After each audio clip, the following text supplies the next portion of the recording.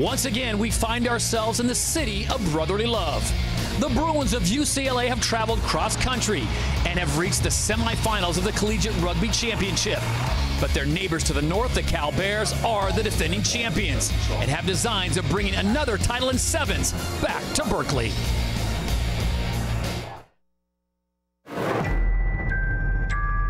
Sunday is rough. You question getting up. This is awful. My body feels terrible. What am I doing to myself? I shouldn't have played these first 2 days if this isn't what I trained for. I don't think I'm going to stand up. Like, you just think you can get out of bed and just fall straight down. Everything's stiff, everything hurts. From your head to your toes, you're in pain. Knees hurt, your back is sore. Kind of feels like you get hit by a car. How am I supposed to get up again? It's not about that, it's about the crunch time. You know that every single one of your teammates is feeling just as bad as you are. Your body's going to feel like crap, but that's where the mental toughness kicks in. That feeling that they're willing to succeed, and that just overrides all that pain. It's the excitement, you know, that's why we came here, that's why everybody came here, is for that day 3. This is an opportunity that very few people get. Knowing what's at the end of the tunnel and knowing that you put in the work for a long build-up is what gets you going. Put up or shut up.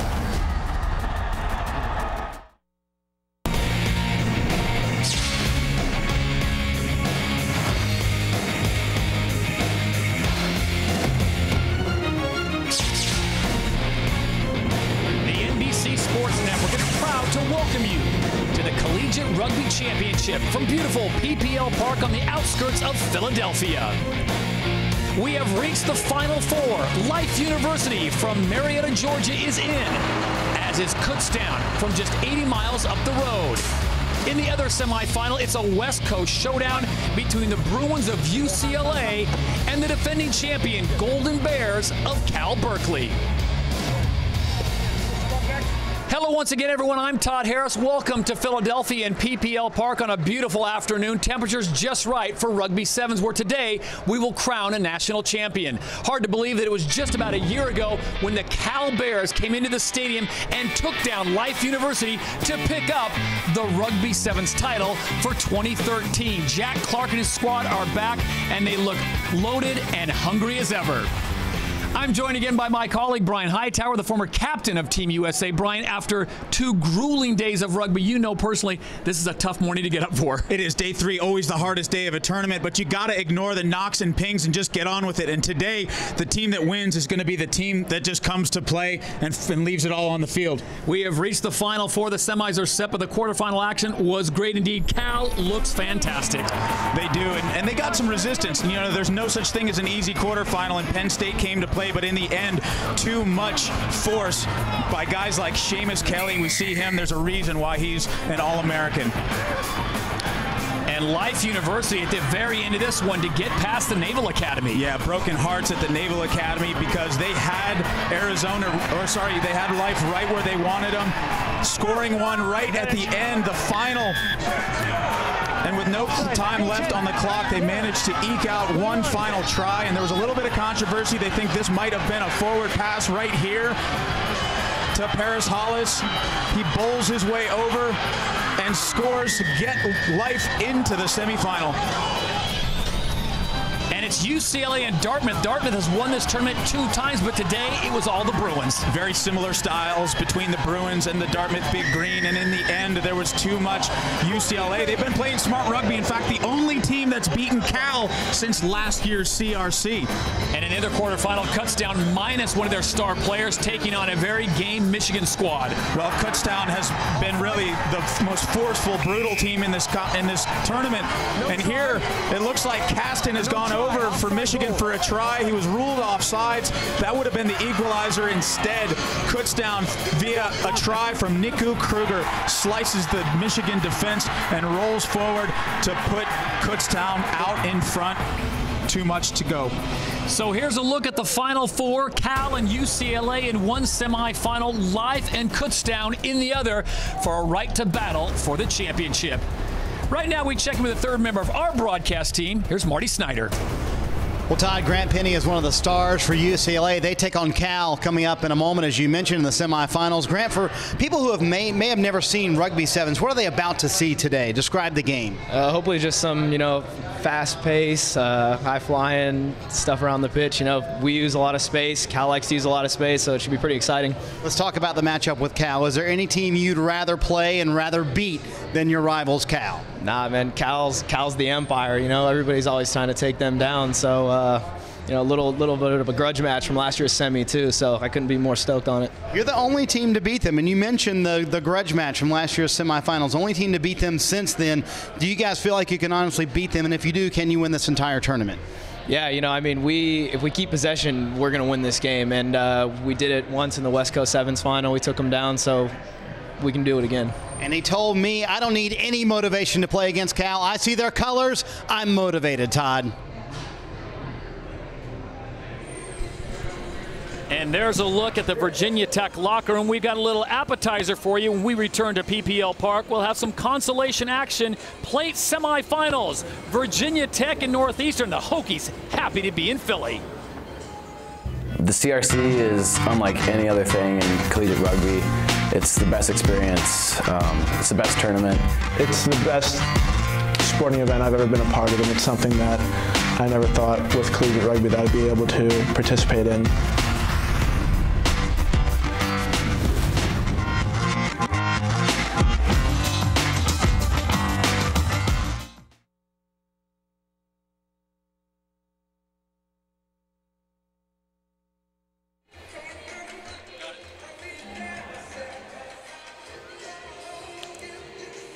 Like a room without a roof, 'cause I'm happy.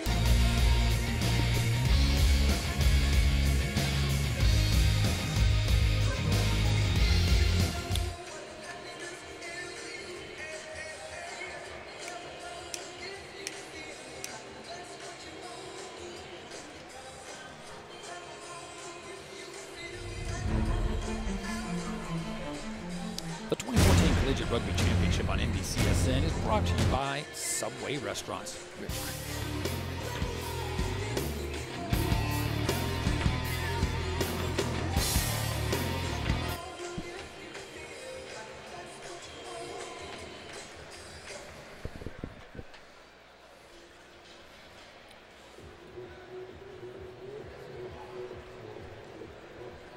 Dude, if you took some white shirts and went over there, you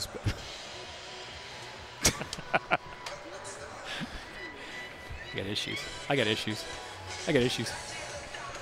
I got issues.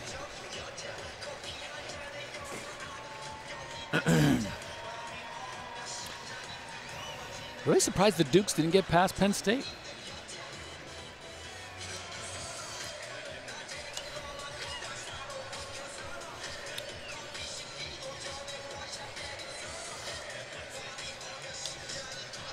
Yeah, seriously. Look at that flyover. That's a good shot.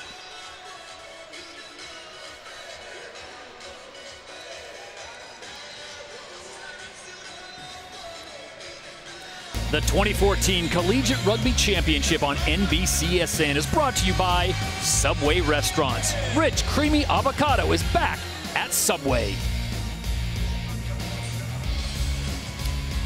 Well, if you're new to Rugby Sevens, my man Brian Hightower is going to take you through the rules just to get you ready for Championship Sunday. Todd, it's a simple game, 7-on-7 for 7-minute halves. Can't throw the ball forward. What's not so simple is tackling the guy with the ball in front of you. He's trying to get to your goal line to push the ball down and score a try. 5 points, and then you convert that try with a conversion kick, and you get 2 points. And before we get to those plate semifinals and the consolation action, we've got Northeastern taking on the Hokies of Virginia Tech as they get set to take the field here at PPL Park. And we check in now with Marty Snyder. Craig Bucher's the head coach for Virginia Tech. Do you think you guys have maybe exceeded expectations coming into the CRC? Yeah, I think we've surprised a lot of people. We've really stepped up from where we were last year, and we're playing great rugby, and that's all we can hope for. You've emphasized the start of games. Why? Yeah, I mean, the start is really important. It's a lot about possession. But, you know, once you can get the other team on the back foot, you know, it kind of sets the tempo for the whole game and the whole day. Just their second CRC, Todd, and he told me last year when we were here, we realized that's where we were losing matches, not getting off to good starts. They have really impressed a lot of people here in Philly, Virginia Tech. And Coach is dead on, right, Brian? I mean, this is a short game, 7-minute halves with the clock continuing to run. You get down early, it's pretty tough to get back. Yes, one of the surprise teams of this tournament, based on their performance last year, not so good, and now Virginia Tech, they look real good, and the reason is because they've been playing 7 since January with this same bunch. Really opened eyes to start this tournament on Friday. They came out and just laid it to Arizona, one of the premier teams, and Virginia Tech just shut them out in game number 1. 3 games in pool play, and then you try to reach that cup or that Elite 8, and Virginia Tech was one of the teams just on the outside, didn't have enough points to get in, so here they are in the plate semifinals.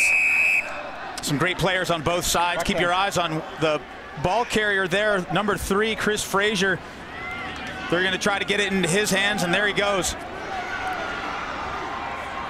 Frazier with the stiff arm loses the ball. Now, did he lose the ball first or step out of bounds? Either way, it's going over to Virginia Tech. Well, playing defense on Frazier there is the man to watch for Virginia Tech. The Hokies. Andy Haskell wearing the number 5 jersey. He's been the leading try scorer on this team throughout the weekend. Here's your first look at a line out, and we'll listen in. 5, 4, 2, 1, 7, get back. And they overshoot the tunnel. It goes right to Northeastern. Diego Makira there to pick it up. Big mistake back inside your own 22-meter line. You got to get that throw straight in the line out. And this is just all about desires. Brian Eustace able to put it across for the first try of the match. Northeastern came out with a victory earlier on Friday, but was disappointed. They played poorly against Penn State yesterday. They're here to prove a point. Watch the overthrow. Diego Maquiera picks it up. And then it's simple a matter getting it into the right hands. Jason Yao with a really nice sidestep there. And into the hands of Brian Eustace for the finish. So the conversion comes straight out from where the try was accomplished. This thing is pushed to the left, so the 2 extra points not awarded to Northeastern as Jason Yao unable to convert. That would have been a very tricky kick. Would have been the conversion coming from where this try was scored. And watch Yao, if he hangs up a real nice kick, it's got to go 10 meters, kind of just like an onside kick in football, and then either team can play for it. Ball on, Lee.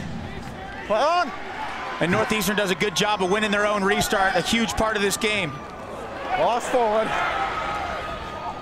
And the ball is kicked into touch by Virginia Tech. Scrum. Knock on first by Northeastern. It'll bring it back for a Virginia Tech scrum, and they'll have an opportunity, really their first good quality possession.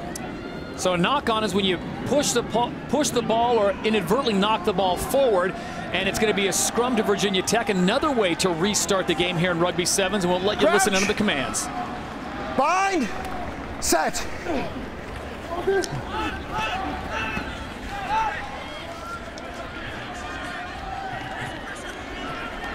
Room to run, and they got the sweeper sucked in. If he can get away, can't pull it off.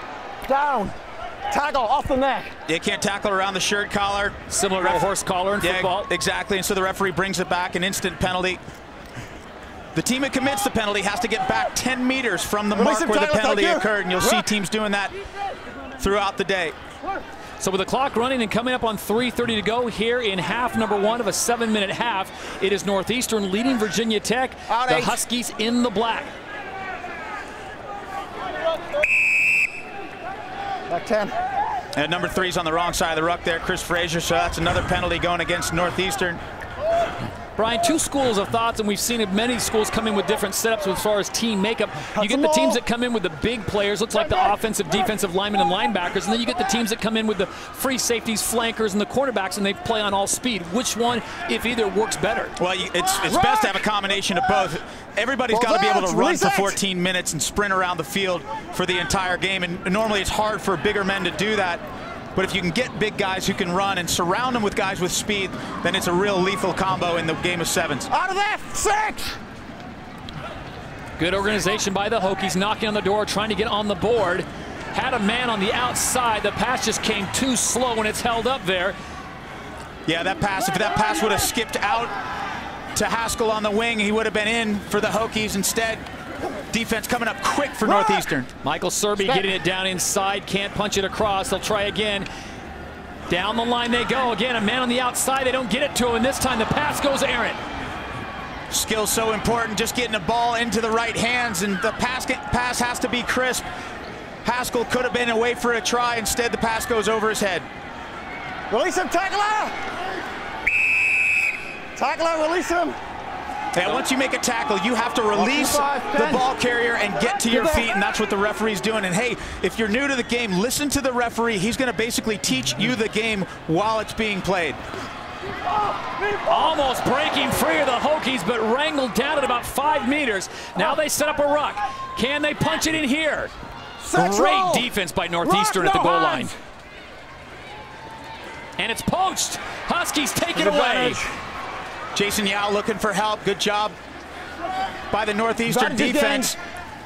And they got numbers on the outside. Diego Macchiera's got to get the ball out.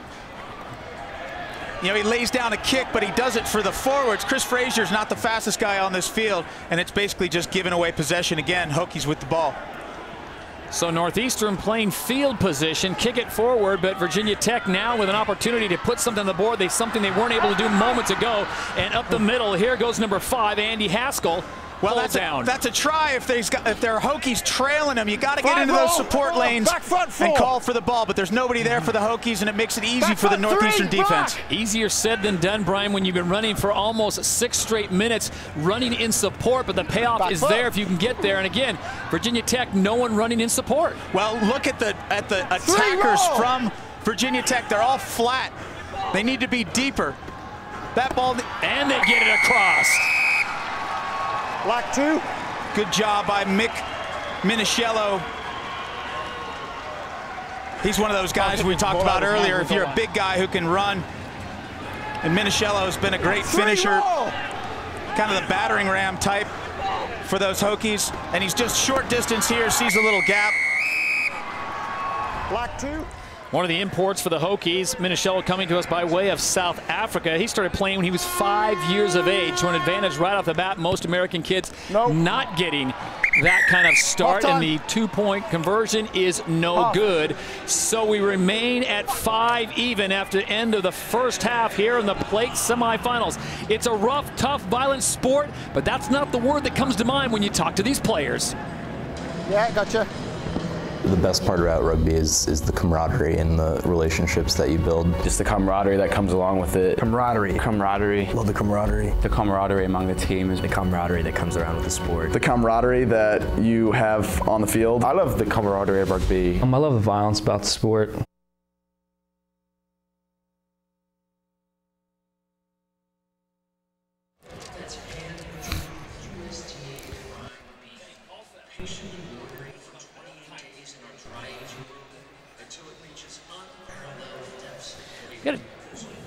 He's got a defensive stand here, Brian Hightower. Just saying. You want Marty to take it out of break?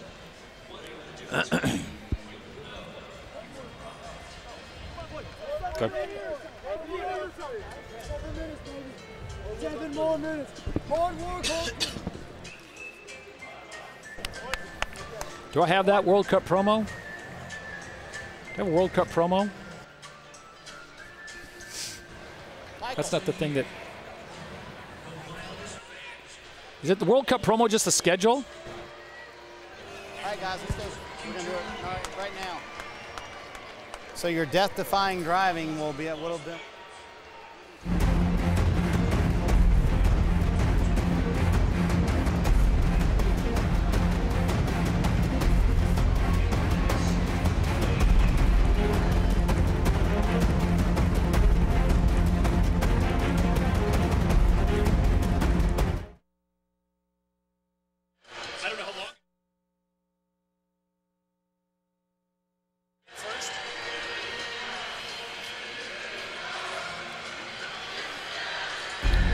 In September of 2015, the eyes of the rugby world will turn to England as the best teams from around the globe come together to compete in the IRB Rugby World Cup. 20 nations, including defending World Cup champion New Zealand, The USA Eagles will be fighting it out on the pitch to be named the world's best. That's 2015 Rugby World Cup on Universal Sports and NBC. Also coming up, the All Blacks taking on Team USA November 1st. That one coming to us by way of Soldier Field in Chicago, Illinois. You won't want to miss that one. And there you see the schedule for the HSBC World Series USA Sevens. As before we get to the second half, let's check it on the field with Marty Snyder. Well, Todd, I'm hanging out with what might be a couple of familiar faces. Michael Kendricks, linebacker for the Philadelphia Eagles, former Cal star and a new rugby fan, and Tana Umanga, who's a former 15s captain for the All Blacks in New Zealand. But let's start with you, Michael. You've kind of hung around the rugby program at Cal, so you knew about them, but you're impressed with what you've seen here in the 7s team, haven't you? Oh, yes, most definitely. You know, at Cal, we always share the same facilities, so I'm familiar with the faces that are here today. And I'm just out here supporting my guys, man.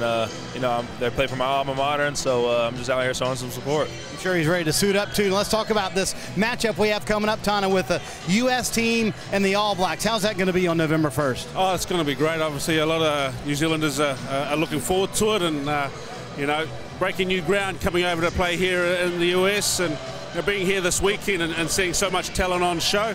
It bodes well for the future of American rugby. How about playing at Soldier Field, though? That's going to be cool, isn't it? Well, yeah, it's got a lot of history there. I hear it's going to be cold, so we'll have to make sure that we're ready for that. But it's going to be exciting. It's going to be something to get along to. Maybe that'll be the U.S. advantage, Todd. It'll be a little chilly at Soldier Field on November 1st, but we'll all be there. Yeah, no question about it. Thank you, Marty. And a try right off the bat to start the second half as Northeastern breaks the 5-all tie, and they push it out in front. Brian, talking a little bit as they get set for the conversion, the All Blacks coming to the U.S. is a huge deal. The All Blacks coming to the U.S. to play USA is a big deal. But in November, has anyone told the All Blacks what the weather's like in Chicago in November? Oh, they'll be ready for it. They played in all different conditions. And I talk about an unprecedented event in the world of rugby in the United States. And it's just going to be awesome. The most iconic team of all time playing on home soil here. I think it's going to be awesome. The best way to describe it to folks that aren't familiar with rugby, it would basically be like sending the Chicago Bulls, the Boston Celtics, the LA Lakers to another country to play, or if you brought in some team like Brazil in soccer to the U.S. to play, it's the cream of the crop. Absolutely. Well, here's the last try by Northeastern, and again, good spacing, but right up the gut, and Chris Frazier with one quick move and applies the downward pressure. Yep, Frazier's one of those guys who's kind of been looked at. He's been targeted by some of the guys like Alex Magleby, looking for the next wave of U.S. national team players and potential Olympians. Just one of those guys. He's big, he's rangy, but he gets around the park rather nicely. While we're on the subject of promoting NBC and the NBC Sports Network, you know what's coming up in 2016? The Olympics in Rio, and Rugby Sevens returns to the Olympics, which will be fantastic to see it in Rio, and Alex Magleby, one of the coaches, looking for the players that might be ready in 2 years. Well, it's a great break there by Michael Serby, but he can't finish, in a great tackle around the shirtwaist. But finally, Matt Murray able to break over for Virginia Tech, and they answer back quickly to Northeastern's try. So the Hokies draw even yet again as we go into 4:50 to play in this one, Brian. This is just hard running. Yeah, and it starts from Michael Serby, but it ends well with Matt Murphy going across. And you know, sometimes if you're on a break, it's just hard for the defense to collapse and then regain its structure. And that's what happened in Northeastern. You got a lot of guys running backwards to try to reform that defensive wall. Murray unable to kick through the extra point, 2-point conversion. So the senior out of Rockville, Maryland, will head back, and we'll reset on the kick, all even at 10 with about 4 minutes and 10 seconds to play in this one, the plate semifinal. Sub, did we get him off and get him on? Ball back to the middle, please. John. And as Brian Hightower pointed out, if you're not familiar with the game of rugby, we'll try to lay out as much as possible. Let him teach you as well as he works with the players. Time's on. Free ball. Backwards, off block. And I'll tell you what, Diego Macchiera has been very active today for the Huskies, but right now it's number 3, Chris Frazier, off and running. Frazier with a beautiful stiff arm. Does he have enough steam to get across? Yes, he does. And the downward pressure and the try is awarded, and this should be a very easy conversion for the Huskies. every team has a couple of players that you just have to bottle up. Sometimes it's worth putting 2 men on 1, and Chris Frazier is that guy from Northeastern. If you don't get a good shoulder into him, you're not going to bring him down. And look at that, a swerve for the big man. He dances around Andy Haskell, and he's in for the try. That's why he's on the radar. So Frazier at 6'3", 225, and the extra 2-point conversion is unsuccessful. How about this start, though? I mean, this is all off the kick restart. Macchiera triggering it, finds Frazier. When in doubt, let the big man do the work. Absolutely, especially if he's going to do that much work. And they went through about 4 different Virginia Tech defenders to get there, and that's just not good enough. You got to get shoulders into bodies, and you got to wrap the legs and put these guys on the ground. It's hard to do on day 3, as we see a pretty horrible restart kick from the halfway line, and Virginia Tech will get the benefit of a free kick from the midfield stripe there. Andy Haskell is playing a sweeper. Last man goes 5'8", 175. He sees Frazier coming at 6'3", 225. You don't have to be a physics major to say this will probably end worse for Haskell. Unable to make the tackle, and now the score is 10-15. Northeastern on top by 5 as we come up on 2:20 to play in this one. We check in on the field with Marty Snyder. Well, Todd, no matter what happens in this match, you have to give Jamie Green and Northeastern a lot of credit this year. They were determined to be better at the CRC this year, so that meant winter practice. In Boston, that doesn't work very well, so they found an indoor training facility. Problem is, it was 45 minutes away. The only slot they could get, 10 p.m. to midnight, but they practiced every day, 5 days a week, 10 p.m. to midnight. Now, some of these guys had 6 a.m. classes, so they were up at 5:30 in the morning after practicing. They have certainly put in the work, trying to prove it here in Philly. Or the boys from Northeastern running a Naval Academy type schedule. Brian, you were at William & Mary, and let's talk about this as we listen in on the scrum. As soon as this is done, I'll get my question to you.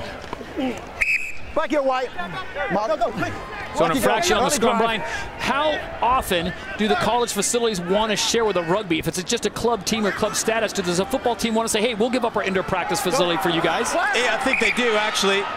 You gotta come through. And a lot of it depends on the dialogue that college rugby coaches are having with their athletic departments. And what we've seen since the CRC started, this event came on the scene, and people want to be in it. It's getting all that exposure that college rugby has never had before. And suddenly there is a dialogue between athletic departments and rugby teams. They're getting varsity weight rooms to train in. They're getting trainers, and they're getting nutrition help.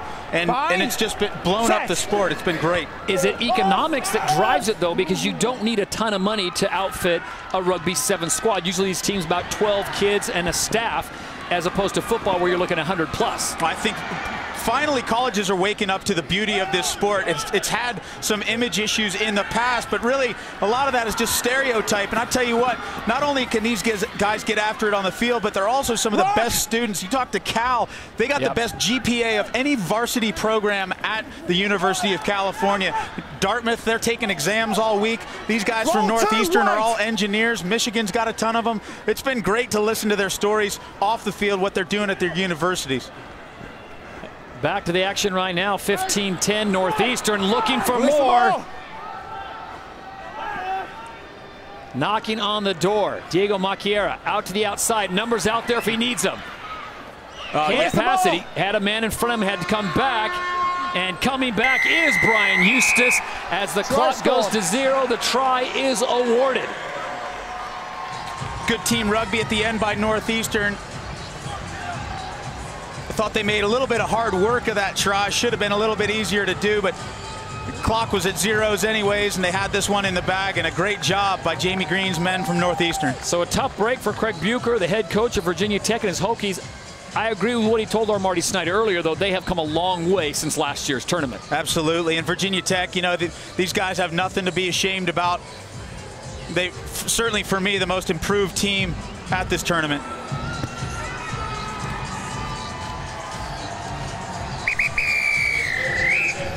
Full time. So the game has gone final. It is the Huskies of Northeastern getting the victory 20-10 over the Hokies of Virginia Tech here in the plate semifinals.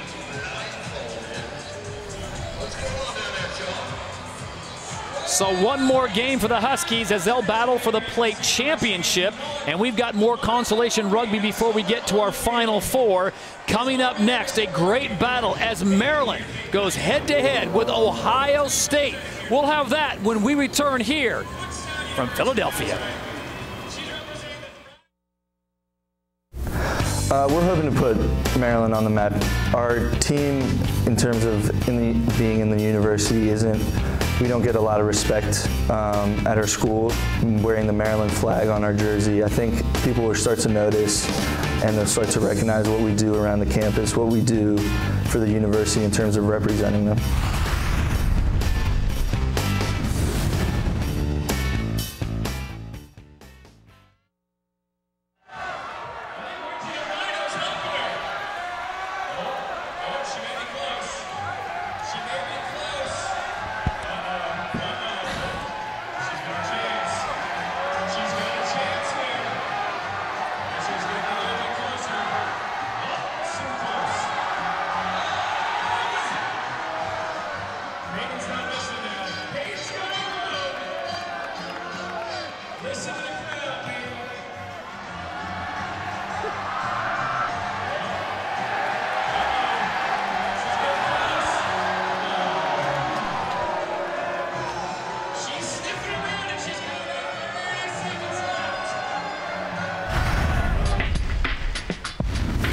After the ball has gone out of bounds, a line out is a way to restart the game. The ball must travel 5 meters and travel down the center of a tunnel so that players from both teams may compete for possession of the ball. Go Bucks, 4-6. Ready.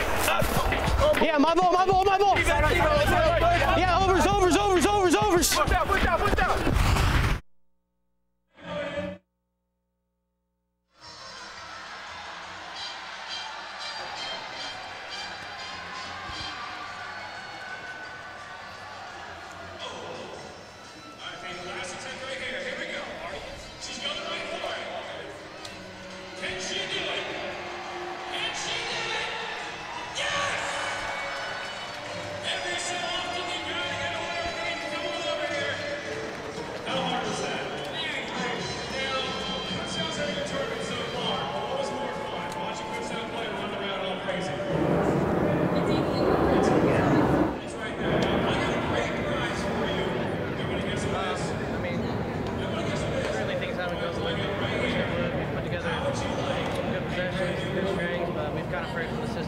Another plate semifinal coming up between Maryland and the Ohio State. A lot of verbiage and terminology, a little bit confusing here at the CRC. But to help you out a little bit, here are the Ohio State Buckeyes.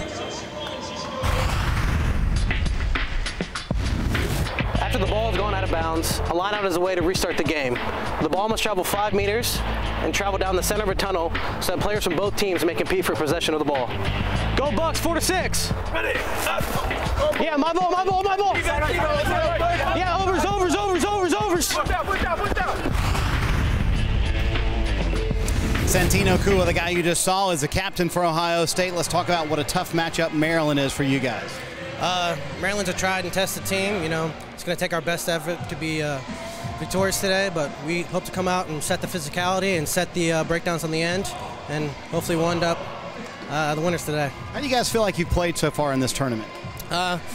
Things haven't gone the way we wanted to. We didn't get some, balls to bounce our way. We haven't finished when we needed to, but we're confident we can turn that around today and hopefully take home the plate. And a win today would change all that, wouldn't it? Oh, absolutely.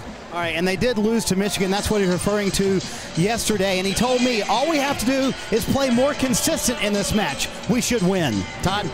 So this is the plate semifinal, consolation semifinal, whatever you want to call it, Brian, but there's still a lot to play for. It doesn't sound like the cup, but it's the plate, and this means points, it means exposure. These guys opting and looking for an opportunity to win this one and move on to play Northeastern for the plate championship. It's Sunday. It's the last day, right? So it doesn't matter what you're playing for as long as you're still playing. And there's a lot of guys sitting around in the bleachers right now wishing they had one more time to run on the field with their teammates from their alma mater, for some of them the last time. So good on these guys for staying around and playing their guts out.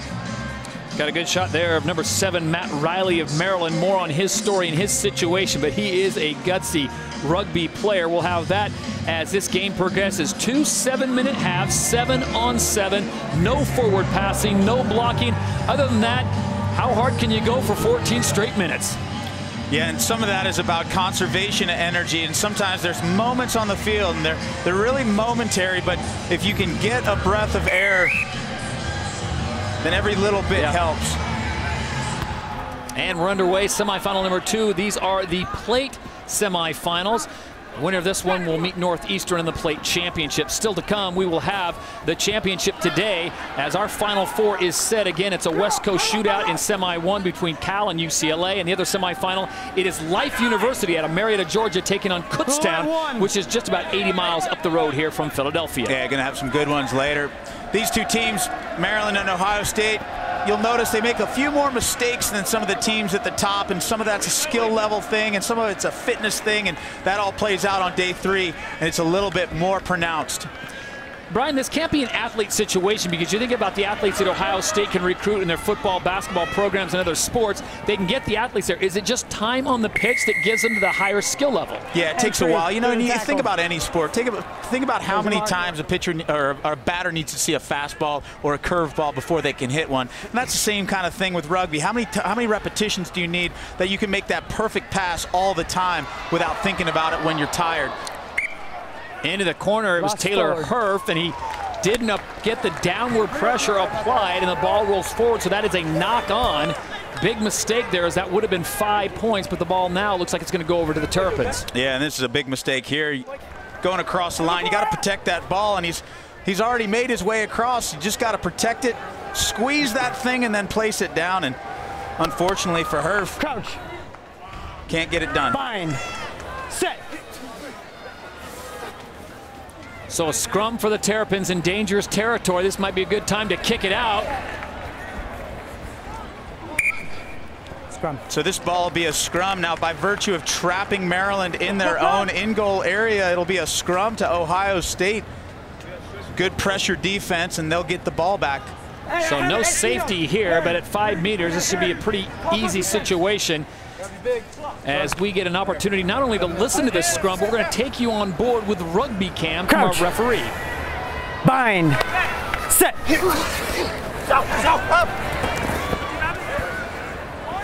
Ohio State resetting their offense.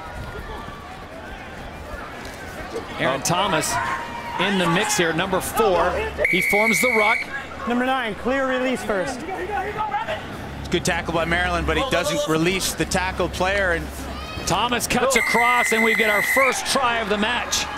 That's how you do it. You squeeze it, you go across the line, you dot it down.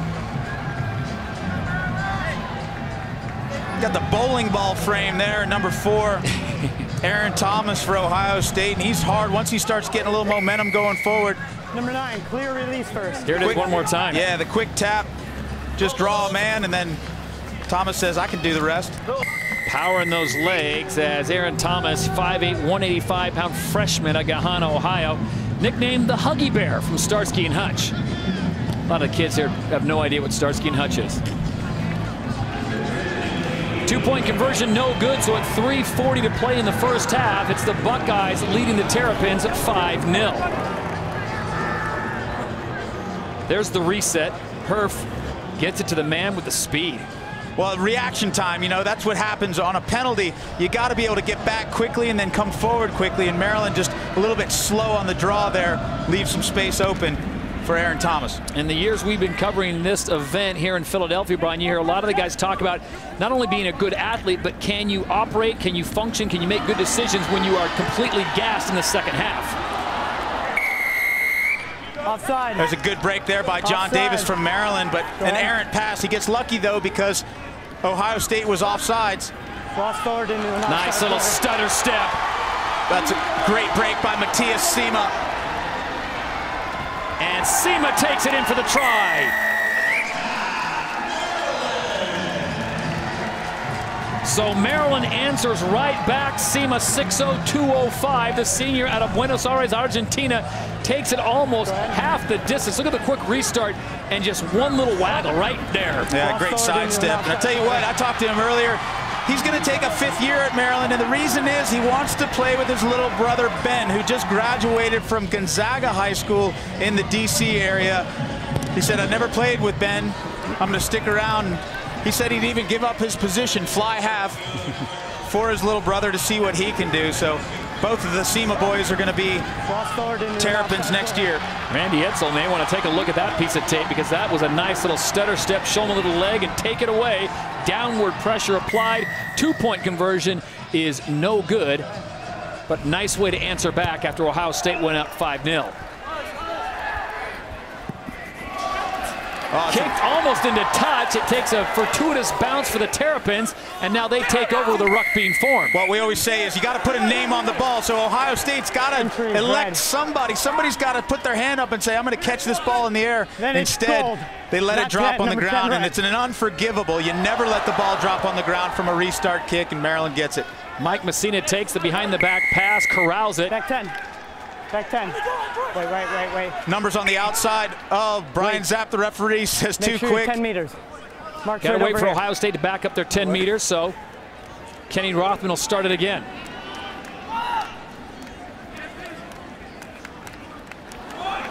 Ball tipped by his own man, and a host of Buckeyes there trying to poach the ball away. Holding on to the ball on the ground, and so Ohio State, good job playing some defense against their own goal line. And there's the Tribes going to score with a big fend-off.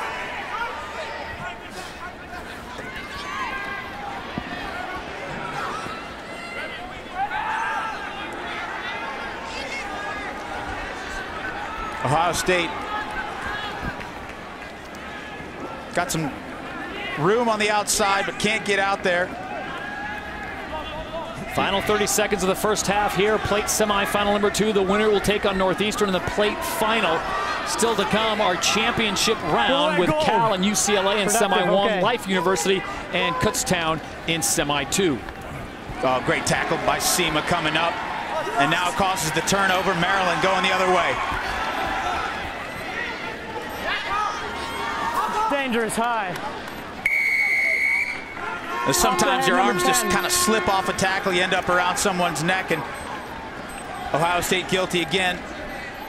So play continues on even though the clock is at 0, and Ohio State advantage over. Still has the opportunity to put 5 more on the board. You think about the distance these guys have covered in the first 7 minutes, and now we get extra rugby time, and they're kind of hoping, man, let's put this thing in the end. But if you're Ohio State, this is a golden opportunity to get 5, maybe 7 points. Yeah, absolutely. All possessions are meaningful in 7, so you got to make the most of them. Let go. Advantage red. And notice as people get tired on a 7th pitch, they start to get a little bit more flat in attack. So when they get the ball on the pass, they're just don't have as much lethal speed coming forward. Being able to run in support across the field is a tough one. You can see the folks at the bottom of the screen trying to catch their breaths, hands on hips, and Maryland takes this thing away. Well, I like the mismatch. If they can get the ball in the hands of Mike Messina out here on the corner wearing the number 12 jersey, he might be able to step around Santino Kua, but it's not going to happen. They're going to have to work the midfield.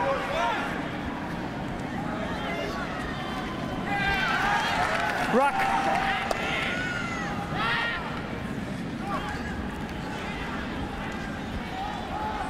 And of all the rugby we've watched, Brian, have we ever had one that goes exactly 7 minutes? There's always extra playing time. Numbers, but you can see the speed is just going out of the legs of these guys. Oh, good stiff arm. And just when it looked like Ohio State was going to take advantage of the extra time, it's Maryland that comes back and puts 5 more up. Matt Sarna on the finish. Kind of painful, the amount of energy it took these guys, both teams, to finally get some points out of this. And Sarna finally on the receiving end of a nice pass, a good 2-on-1. But you go back to John Davis, number 6 for Maryland. He was really the man that sacrificed his body, drew the defender in, boom, takes that hit, opens the door for Sarna. Absolutely, got to be selfless in this game. Davis executes a perfect 2-on-1. So the conversion is good. Maryland takes the lead at half, 12-5. Well, our players were treated as Subway breakfast sandwiches this morning. Avocado season is back at Subway. Add rich, creamy avocado to any sub or salad, or you can even try it on your favorite breakfast sandwich. Subway, eat fresh. $5 foot long.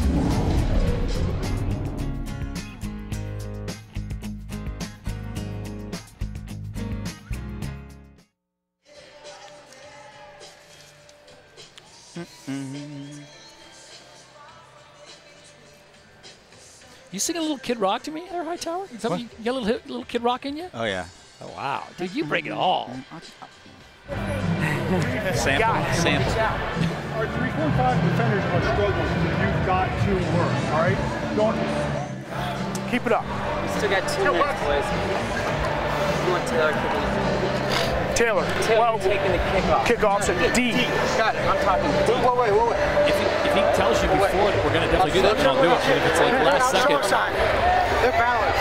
Hey, but that means flat defense, flat and hard, boys. Here we go. Still got a minute and a half, boys. Make your tackles, make your tackles, make your tackles. Compress that defense and move it. Compress it, boys. And you know what, give me depth. Give it back up, man. Yeah, we're getting real shallow on offense, especially on last couple. Let's get our outside guys coming at pace. So Danny Nolan at pace, Tino at pace, at pace. Make them work this second half. Make them work. All right, let's go. On you. Was Riley born without? It's his lefty, isn't it?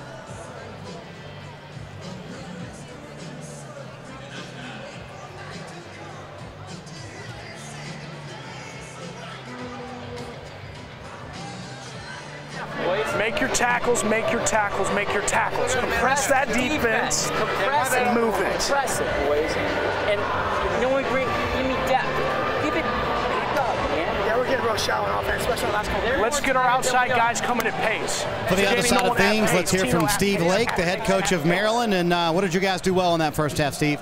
Not a lot, actually. I mean, but we got a little lucky with moving the ball. We want to move Ohio State around the park, get them moving side to side. If we can stretch them, I think we can score some more tries. We're running out of gas ourselves, and we're down a man, so we got one less reserve. That's going to hurt us, but we'll see. What did you want them to work on in the second half? Just they got to work harder defensively at 3, 4, and 5 in the middle of the field. We're seeing big gaps up here. If our middle defenders can work across, we can keep the pressure up. And I see Matt Rowley has his warm-ups off. He's going to go in? He'll be getting in. All right, Matt Rowley will be in here in the second half, Todd. I think that's going to be a running theme throughout the day until we crown a champion, Brian, of our guys are running out of gas and we're down a man or two, because on the third day of the CRC, that's not an uncommon theme. Yeah, we've seen every year of this tournament, the deepest benches, the most complete teams are the ones who stick around long into Sunday. So a line out now for the Terrapins as we get started in half number 2. They lead at 12-5. Is that forward? Thank you. Scrum. Unlucky Lost there. Forward in the line out. Maryland throws a pretty poor line out throw. Thanks, But Ohio State knocks it on in the process. Talk on defense, huh?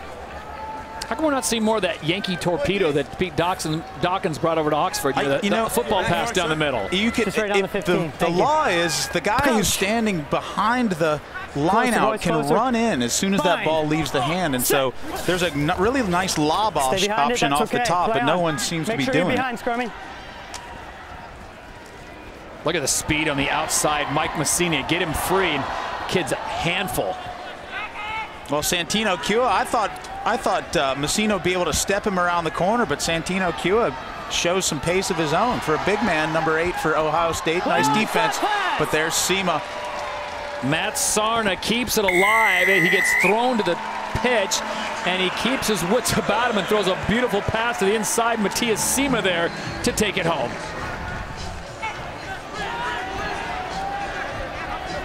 Just a nice team try here, just using the width of the field and getting a mismatch. You got your big prop out there for Ohio State.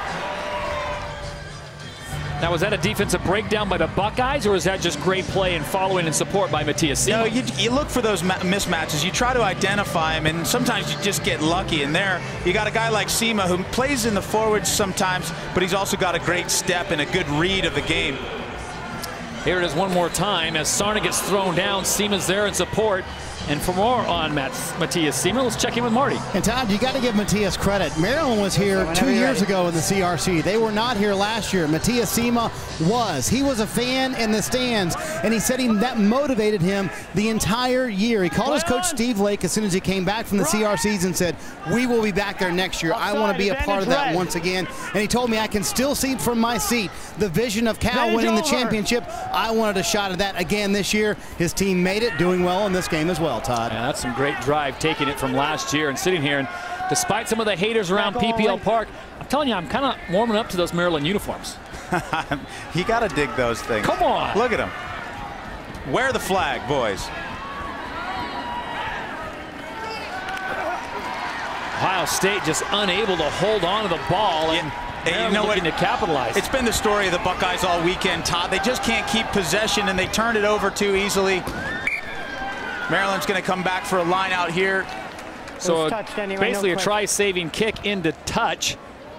And again, we'll see if Maryland can execute this line out a little better than last time. Remember, it all starts with the man who throws it in. It'll be Josh Morotsky.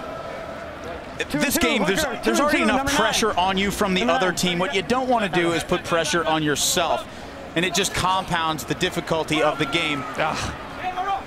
Speaking of difficulty, apparently the throw-in has been difficult for both teams, and Ohio State able to get it back. Release.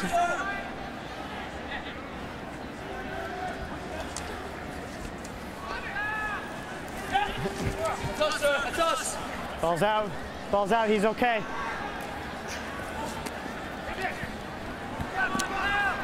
So Ohio State trying to mount some offense. They trail at 17-5 as we're under 3 minutes to go in this plate semifinal. The winner meets Northeastern in the plate final. There's Kua with some depth, but he can't break that tackle. And number 10, James Bowman, play on, forward. Doing a pretty good job of defense there. Just keep your feet, scrum to gold. Time off. So stop and play. Time actually stopped one of the few times. And there you see number 7, Matt Riley, the senior from Glenwood, Maryland, born without the left forearm. Number 1. Don't tell him he can't go all out with the rest of these boys. And his teammates, they appreciate him.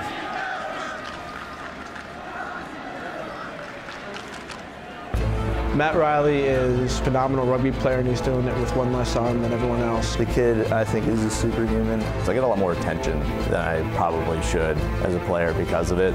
He has to work that much harder in order to do everything that he does.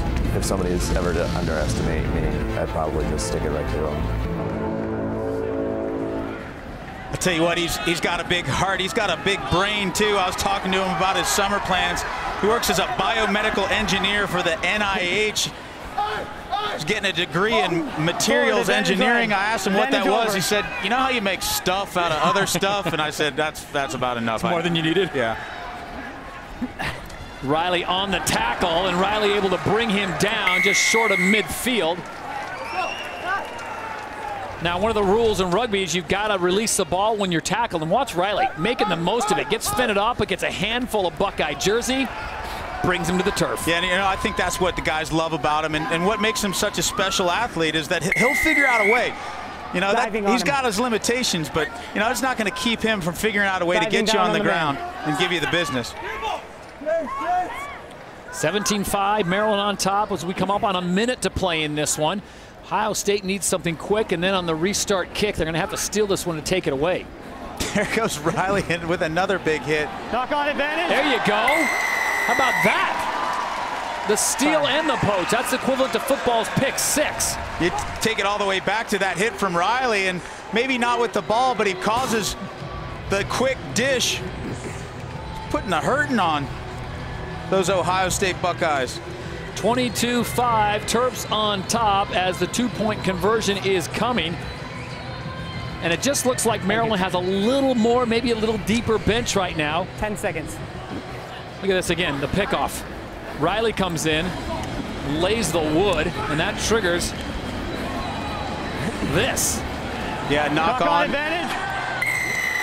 Just got to get those passes crisp, and when you got guys like Riley in your face playing defense, just hard to execute.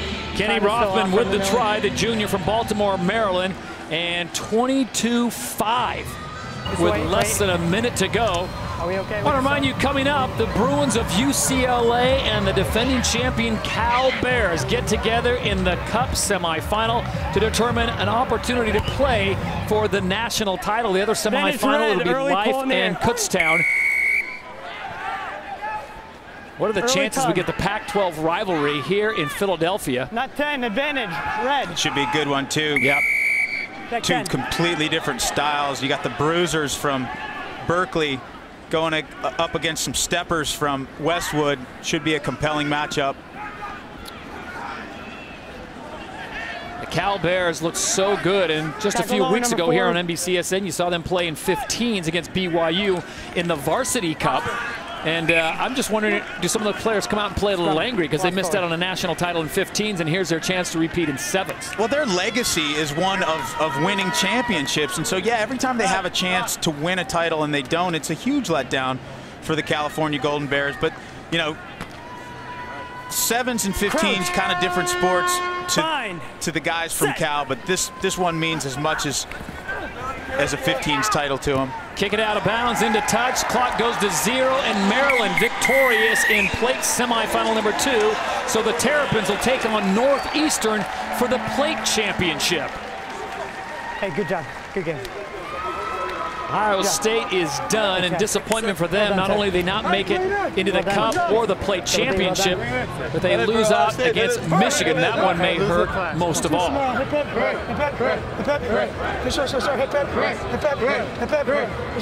Great weekend for both of these teams, though. Maryland moves on.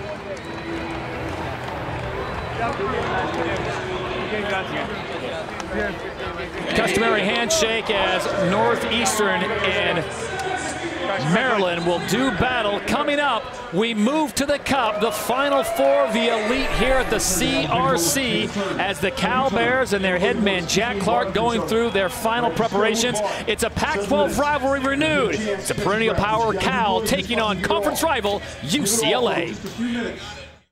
Cal's a flagship program for collegiate rugby in this country, and teams play their best rugby against us. There's nothing like playing Cal, man. You need no extra motivation. We have a pretty proud history and a pretty strong winning tradition. You just look across and you see those colors, and I mean, if that doesn't get your adrenaline going, then nothing will. You know, each and every time out, you know, somebody wants our scalp, but it brings out the best in us.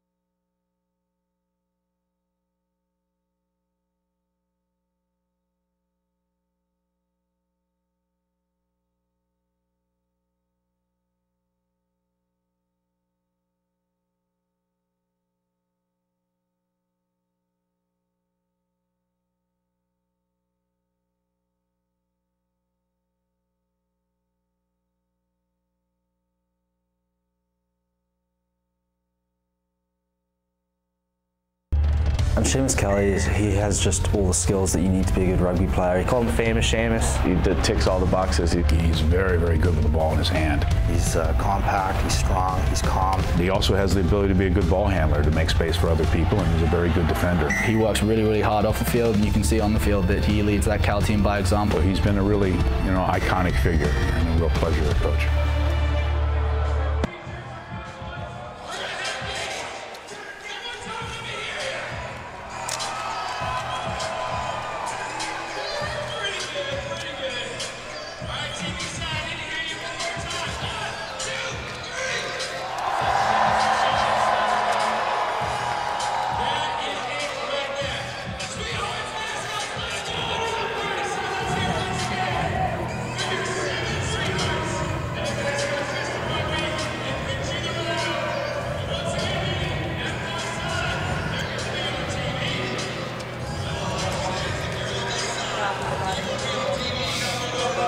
All right, kids, A-game time.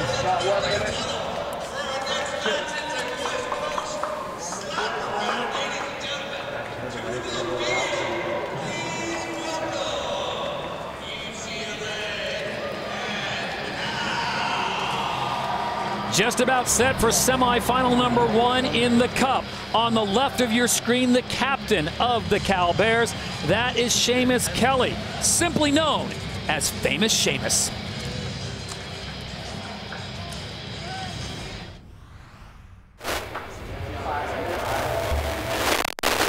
He has just all the skills that you need to be a good rugby player. He called him Famous Seamus. He ticks all the boxes. He's very, very good with the ball in his hand. He's compact, he's strong, he's calm. He also has the ability to be a good ball handler, to make space for other people, and he's a very good defender. He works really, really hard off the field, and you can see on the field that he leads that Cal team by example. He's been a really, iconic figure and a real pleasure to coach. So Seamus Kelly is the man on the field for the Cal Bears, that man that leads the program, Jack Clark, and he's standing by with Marty Snyder. A Hall of Famer, he'll be inducted next week. Jack, let's talk about playing UCLA. Advantage or disadvantage to play a team that you know so well? A lot of familiarity, but we have a lot of respect for them. Sister school, want them to do well in almost every game they play. How about this, and how about how the guys feel? Describe their mode right now. We're just trying to advance. This is the business end of the tournament. You just got to click off a couple victories. I think both teams just want to get to the final at this point. God, a moment ago, Jack told me the thing I feel best about, we've played better every match of this tournament. I feel really confident right now.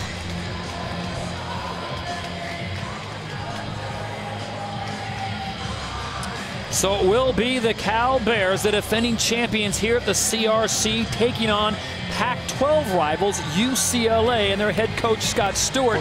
Remember, UCLA lost in the semis last year to Cal, so a same situation as we saw in 2013. You got to think there's a redemption side, a little bit of payback for the Bruins. But for Cal, anytime you play them, Brian, you know you're going to get your opponent's best game because they are the gold standard. And they both have some great athletes on the field. Go for the ball. Alec Gletzer wearing the #1 jersey for the Cal Bears. Keep an eye on him because he might not be scoring a bunch of tries, but he is the grinder. Absolute physical force out there in the breakdown area. UCLA in the white. Nice piece of running there by Pierre Coupron. You're watching the quarterfinals. Cal gave up a few penalties and a few turnovers that were kind of uncharacteristic, so they're going to have to cut those mistakes out in order to stay in front of these Bruins. Grant Penny, one of the smaller players on the field, goes 5'4", 135 pounds, but he plays like a giant. And that was an example of the power of Seamus Kelly. Just bulldozes through that ruck to win a ball for Cal. It's a turnover. Tackler out. Notice Gletzer in the right position. Looked like UCLA came in from the side, but Cal able to recycle it. Brian, is this a case against the Cal Bears being the more physical, larger team, more power, and the speed and finesse of UCLA? Well, I don't know. There's some pretty big dudes who can rumble with these Cal forwards as well.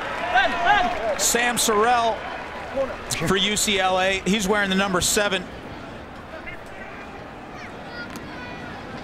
On it there. And there you see UCLA's road to the semifinals.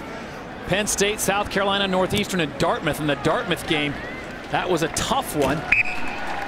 Dartmouth has won this tournament 2 times as the ball is kicked into touch.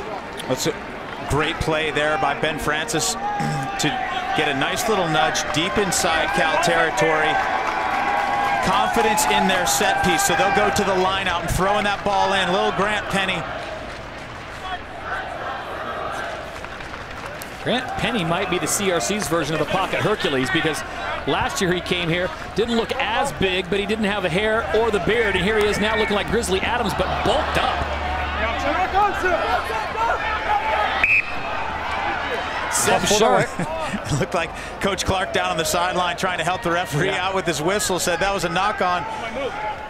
Forward. He was right. Scrum blue. So here's the first scrum of the match, and we will let you listen in on the commands. Bind across from you, full fist of jersey. Jackson quickly left. Crouch. Bind. Set. Perfectly executed by the Cal Bears. No score so far, 7-minute halves as we approach 4 minutes to go in this one. Defense has really been the signature for UCLA this weekend. Cal's been missing the occasional tackle or two, uncharacteristic. Gletzer on the outside, one man to beat is Grant Penny. And Penny with a sure open field tackle makes it happen. Seamus Kelly now triggering the offense for the Bears. Right up the middle. Russell Webb normally plays fly half for the Cal Bears, and Bosco wears the 9 jersey, but they've switched.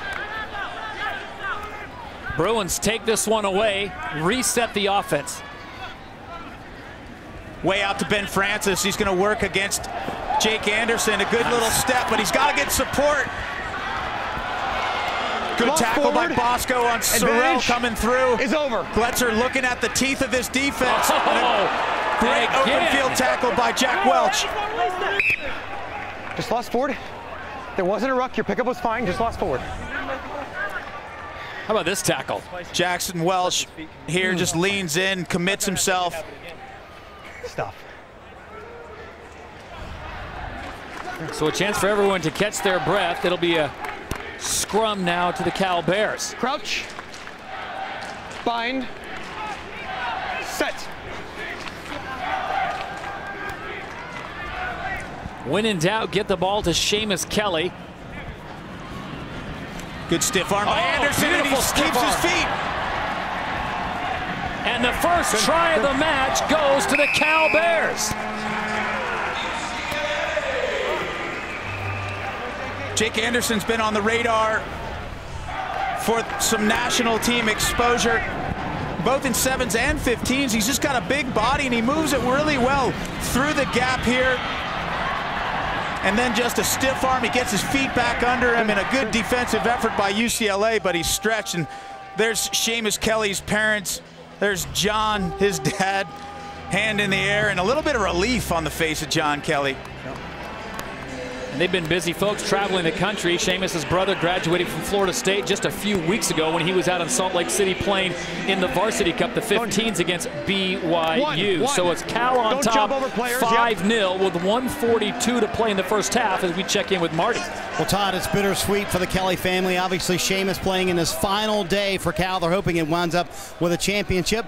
John, the dad, Janine, the mom, and how tough is all this to watch his final match, or final day, I should say? I know. We try not to think about it too much. You know, we just had such a great run at Cal here. You know, the whole experience has been amazing. The families we've met, you know, the team, the coaches, everything has just been so special. And you know, but all good things, great things come to an end, unfortunately. Yeah, Janine, earlier, he got emotional when he was talking to me about it. He does. He's very emotional about it. You know, this is a very stressful game, and it's his last Cal game, so we're hoping for the best here. We're hoping it's not his last Cal game, but it's definitely his last day in a Cal uniform. I asked Seamus what he thought about it. He said, I can't treat it any different. I just have to focus on it like it's another game, guys. You know the folks that aren't upset about this being the last day for Seamus Kelly in the Cal jersey? Any other parent of any other team. Yeah.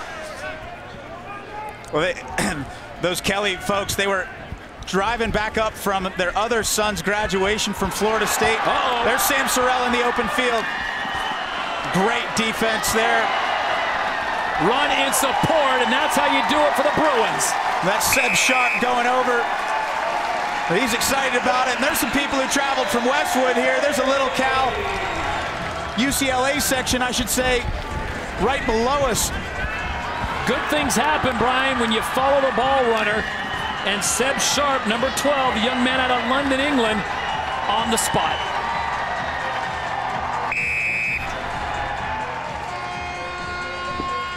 So Sharp picking up his 4th try of the tournament. 2-point conversion comes straight out as the clock goes to 0. Huge conversion, but just goes wide. Locked up at 5. So the first half has come to a conclusion here in the Cup semifinals, and it is all even. The Golden Bears of Cal strike first. UCLA answers back. We're all tied up at 5, and Grant Penny for UCLA, maybe the smallest man on the field, but playing with the biggest heart. I've never seen anyone in my entire life work so hard for anything than Grant Penny does for rugby. He plays big. He's not the tallest guy. Starting much lower than everybody else in contact helps make up for the fact that I'm 50 pounds lighter than the next lightest guy. Grant's going to do everything he can to bring you down. And there's no way I'd fight him, so I don't know. You know, a lot of times people just don't see me. You got to use every advantage you got.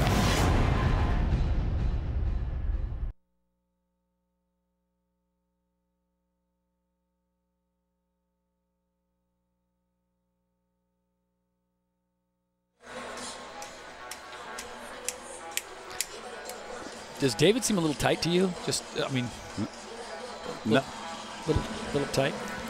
Hey guys, if I don't get to some Grant Penny storytelling here, just so you know, he was the one who spoke in the huddle right there. And the one thing he said that was interesting, it says, guys, we know we have the better bench. Once we get to the bench, this game is ours. So yeah, that's good run stuff. With that. Do we don't have that on tape, do we? Or? No, he wasn't wearing a mic. So let's have Marty report that. That's good goods. Well, we have a boom mic on the camera, but I don't know if they picked it up. I love that. Oh my gosh, that's what I'm doing tomorrow. I'm going the opposite way. I'm gonna send you a picture tomorrow. Let's go, boys. We're dominating this game. Don't be afraid to run. Lads, let's get the ball from this kickoff, keep it, and finish this game. Yeah, that's it. Okay? That's all you gotta do. This game. Let's keep possession. Get the ball. We'll tire them out. We're gonna finish this game. We're playing better. Now let's capitalize. We know we have the better bench. All right, so when you guys come in, that's it. That's it. That's when we. Hey, we got it where we want it, guys. We got 7 minutes to play.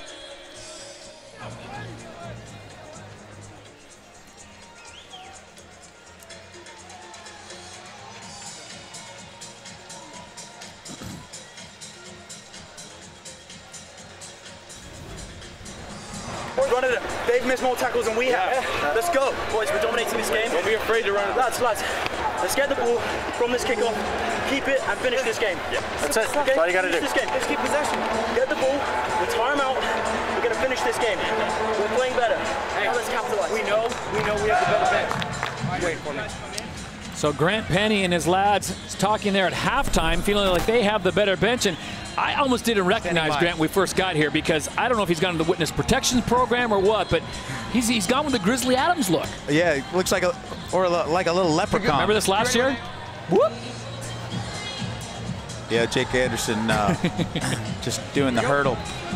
Remember that well. Yeah, Jake 6'3", and Grant Penny checking in at a very robust 5'5". Also during the halftime huddle, Grant Penny said to his boys, we have the better bench. Just remember that. They got aces in the hole, so thinks Grant Penny, and he's right. They do have some great players on the bench. A nice kick laid down. Oh, ball knocked into touch, and so a little mistake there by Cal. So it'll be a line out to the Bruins as we check in on the field with Marty. Todd, I can answer the hair question. It was from the last time they lost to Cal in Rugby Sevens. But Grant remembers this game last year, exactly 1 year ago today, where he lost in the semifinals to Cal. The deciding try in that game was the one we saw earlier, where Jake Anderson literally hurdled Grant Penny. In fact, it motivates him so much that he made it the wallpaper of his cell phone. And he looks at it every day. He said, when I wake up at 4:30 every day, that's why I wake up at 4:30 day, for another shot at Cal. Well, there's the same situation right there. Penny, last man, trips him up just enough for the help to come and stop Cal's onslaught, which looked like it was on its way to a 5-point try. Great commitment by the UCLA defense. Sam Sorrell getting back, but it's Battaglia on the corner. Tackle release. And I got to agree with Seb Sharp in that huddle. They are playing better defense than Cal. The question is, can they get possessions? Offside, 12 white. Oh, great skip pass there by Harrington. Wow. Just a drive to get across and another try, and who else? Famous Seamus Kelly. Brad Harrington just puts the ball on the money there. Are you a kicker? Oof. Great run by Kelly. It's so hard to get the momentum stopped on a trunk that big. Yeah, Seamus Kelly, not a small man, 5'10", 200 pounds, and he was a standout football player in the New York area before he went out to Cal and decided to go full-time in rugby. But he is a well-put-together young man on the rugby pitch. And a lot of rugby left for Seamus Kelly. Actually gets on a plane tomorrow morning, flies to Denver for the United States Eagles Assembly that's going to be playing against Scotland next weekend in Houston. Time is on. 10-5, Cal on top of UCLA. The winner of this one goes to the championship match. Cal, your defending national champions, winning this tournament last year. Well, checking in for UCLA, one of those bench players that Penny was talking about, Liam Barry. According to their coach, Scott Stewart, he's got the best feet on this team. Very elusive runner, just doesn't look like an athlete. Cal looking to open this thing up. Another great pass to the outside. The speed is there, and the Bears will go in for 5 more. You talk about big men that can run. Jake Anderson, 6'2", 194 from Tiburon, California. He can certainly fill that role. Well, one of the things that Cal does, I think, as good as any, if not better team than in the tournament, is to draw defenders in, create those overlaps. If you got to use extra guys on defense to tackle a player, an individual player, then there's going to be an overlap, and that's exactly what happens there. Anderson's second try of the game, 2-point conversion, missed to the right. You look at it again, set this up. Watch Jake Anderson. Just another great pass there. Similar to basketball, you watch the Miami Heat, they make the extra pass and you find a guy wide open. Yeah, and that Russell Webb on the passing end of that ball. Nice and crisp, right in the hands. So definite go time for the Bruins. It's a one-on-one situation in midfield. There's Seb Sharp. And Seb Sharp breaks the tackle, but does he have enough gas to get in for the try? Goes for the angle, and it looked like the downward pressure was applied. Now this is an opportunity for the official to talk to the sidelines judge. He's got this thing right. Yeah, he's going to bring the in-goal referee and the assistant referee in to see if there was a clear grounding. He was blocked by bodies. Did you see a grounding originally? Yeah, good grounding. Grounding on the line, and then it was held up. Grounding before it was held up. Thank you. So the in-goal referee sees the obvious grounding that was blocked. You could hear the assistant referee say, I couldn't see it. There were bodies here. That's a tough call. Paul Bosco does a great job of getting under that ball. Seb Sharp, I think there was grounding. Initially it looked like it was right on the line. Close. Yeah. So you're going to make one move, and he makes the one move, basically rolls over and gets a touch. Any part of that ball touches the ground and isn't held up, it's a try, and I think Sharp gets that one. Great defensive effort by Paul Bosco. Legs are certainly heavy here as a 2-point conversion, no good. This is a lot of running here. Remember, this is a sprint there and right. Yeah, I think he's got it down. Yep. He's just got to touch. Just got to touch one blade of grass. Oh, just picked off in the air. It went the 10 meters, and UCLA has found new life, trailing by 5. Great play. It looked like Jackson Welch going up for that ball. Oh, and he breaks free of the tackle.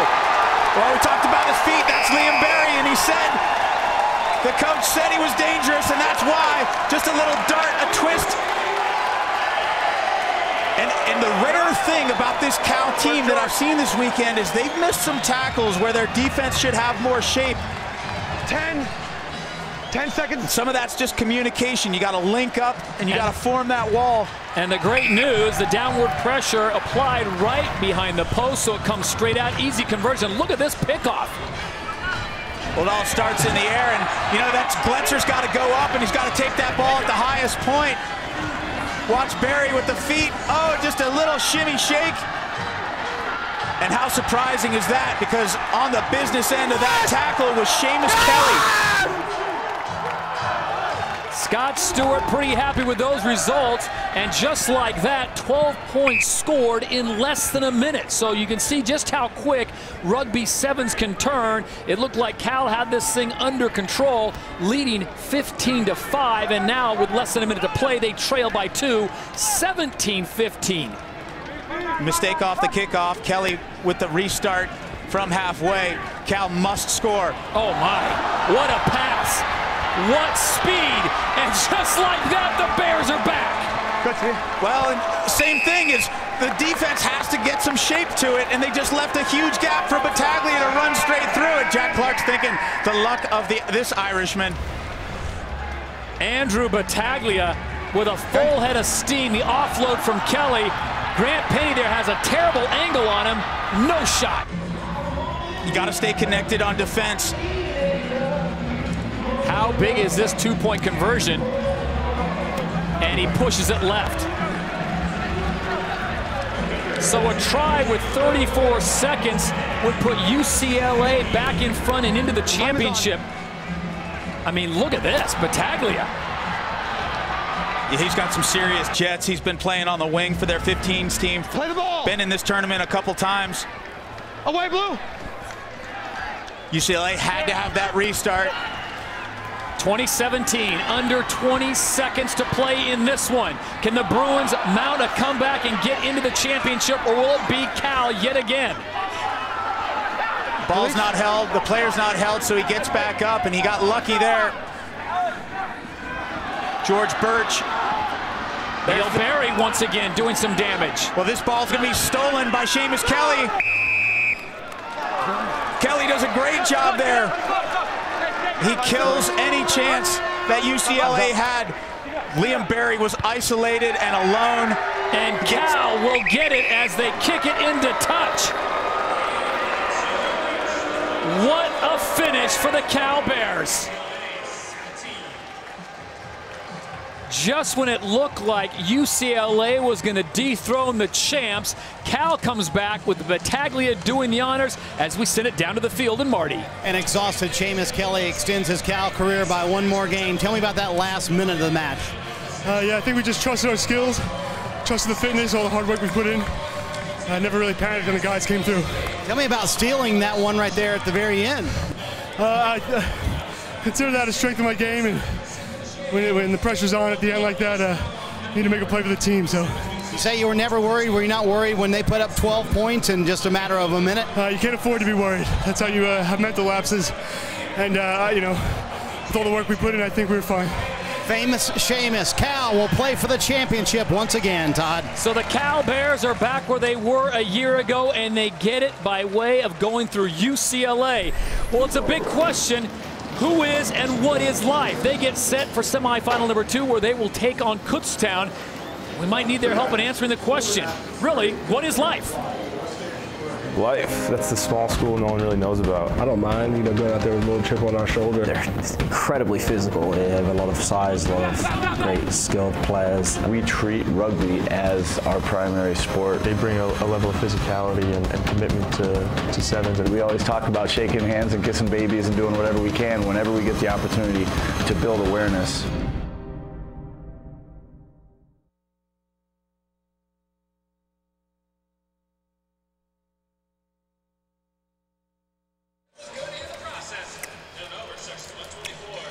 Wow, I thought UCLA was going to get it done. Battaglia, holy smokes.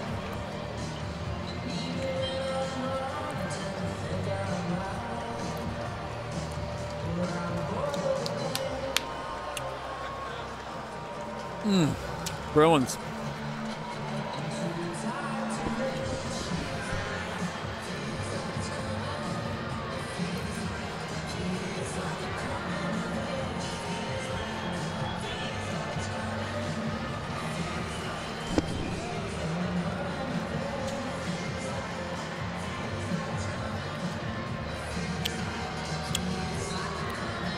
How you feeling there, BH?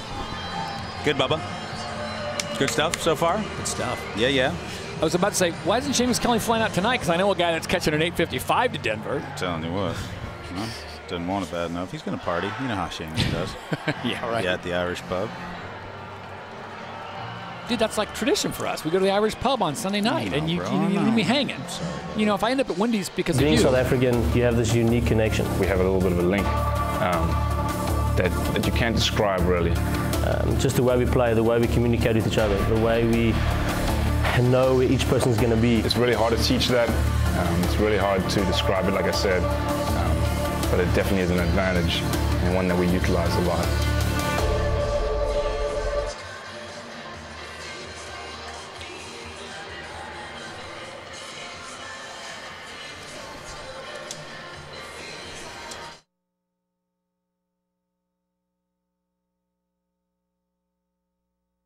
Being South African, you have this unique connection. We have a little bit of a link that you can't describe, really.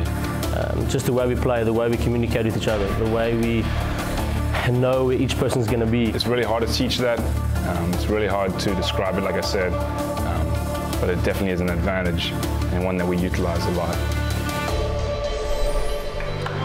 Two key players for Kutztown, small school just north of Philadelphia with a big rugby program and their South African connection of Mike Lawrenson and Nico Kruger. This is semifinal number 2, the right to play the Cal Bears for the championship. Life University, Kutztown, and Life's head man is standing by with Marty Snyder. Well, and Life and Kutztown actually very similar teams. So Dan Payne, does that make it a tougher matchup for you guys then because they play a similar style? I think when you get to this level of the day and this level of the competition, they're all tough matchups. You have to execute your game plan and try to, minimize your errors. Your point of emphasis has been defense for your guys. How key will that be in this match? Well, it's key in every single match, but especially against a team that loves to come and confront you physically like they do, and they're very direct in the way they approach the game. You have to step up and defend them. 2 big, physical, quick teams. This one should be fun, Todd. Yeah, playing off of what Marty just said, Brian, I think these, throughout the last 3 days of the tournament, these are no question the 2 most physical programs that we've seen here on the pitch. Kutztown's earned a reputation as well for, a little bit of action off of the ball and maybe some poor sportsmanship, and they'll rattle people's cages, and they'll get in your heads a little bit, and they've done that to a few of the teams so far. So Life is going to have to keep their discipline if that occurs. Big Michael Lawrenson goes 6'7", 245. He wears the 8 jersey, so on those restart kicks, he really doesn't have to have much of a jumping ability to get up there and bring that one to the ground. Well, the bad news for Kutztown is one of their best finishers, Alex Faison-Donahoe, broke his arm yesterday, and so he's out.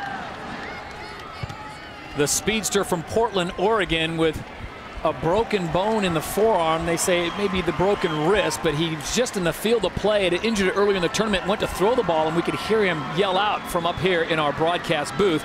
Ball goes into touch, so we'll have our first line out of semifinal number 2 to Kutztown.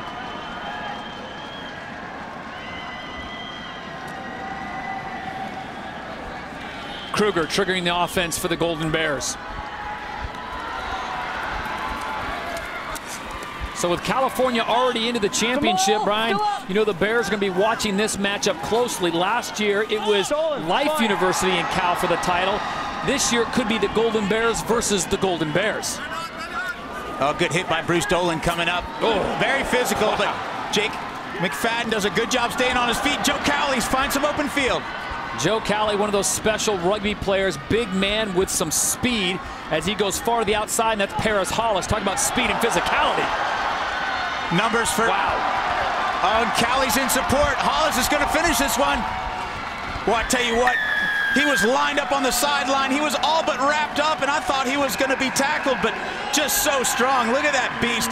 He's put on some weight over this last year, and he's gotten leaner.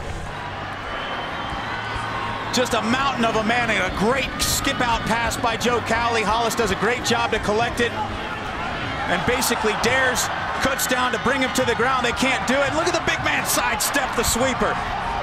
Paris Hollis out of Charlotte, North Carolina, 6'1", 220. 2-point conversion is pushed well to the left by Joe Cowley, so it is Life 5. Kutztown 0 with 4:30 now to play in the first half. Cowley is a special player, and most of the good stuff that happens on this Life team goes through the hands of Cowley. Just a great head about him and skillful. Big, huge left-hand pass out to the wing there. And look at Cowley running in support of Paris Hollis if he needed to offload it. Didn't need it, does the work himself. Here's the restart kick once again. Why you kicked to Lawrence, and I don't know. At 6'7", no one can really challenge him. Oh, it's a great job by Harley Davidson. Off your feet. Unfortunately loses his feet. That's it. So the Golden Bears catch a break there. Kruger now doing the work. Looking for the support. They'll come to the bottom of your screen. With speed.